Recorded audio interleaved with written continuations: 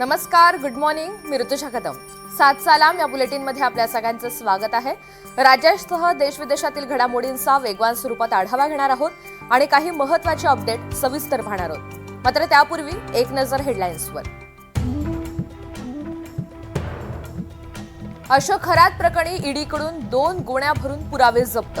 अनेक बड्या सनदी अधिकाऱ्यांचे कनेक्शन उघड झाल्याची सूत्रांची माहिती.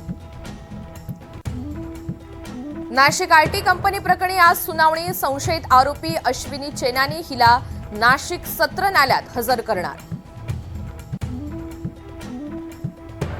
नाशिकच्या आयटी कंपनी प्रकरणी पीडितेवर त्र्यंबकेश्वर रोडच्या एका रिसॉर्टवर अत्याचार केल्याची माहिती.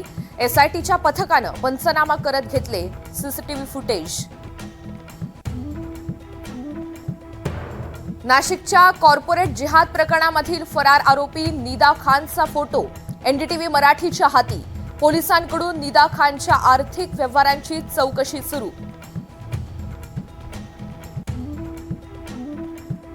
सुनेत्रा पवार यांच्या प्रचारासाठी रोहित पवार आजपासून मैदानात. अजितदादांच्या काटेवाडीतून करणार प्रचाराला सुरुवात.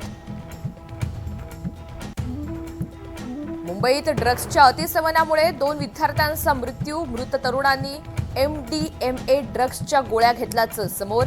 आरोपींना विद्यार्थ्यांना 6 ते 7 गोळ्या दिल्याची माहिती. नितीश कुमार यांनी दिला बिहारच्या मुख्यमंत्री पदाचा राजीनामा.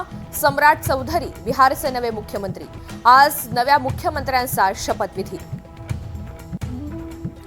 डोनाल्ड ट्रम्प यांचा नरेंद्र मोदींना फोन. पश्चिम आशियातील परिस्थितीसह होर्मुझची सामुद्रधुनी खुली करण्यासंदर्भात दोन्ही नेत्यांमध्ये चर्चा.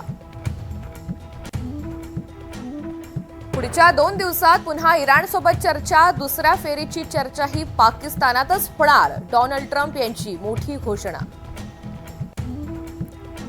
ट्रम्प यांच्या घोषणेमुळे आज शेअर बाजारात तेजीचा अंदाज. सोन्या चांदीच्या दरातही वाढ होण्याची शक्यता. अमेरिकेकडून इराणची कोंडी. 10,000 सैनिक तैनात. 24 तासात एकही जहाज अमेरिकेच्या घेऱ्यातून पुढे नाही.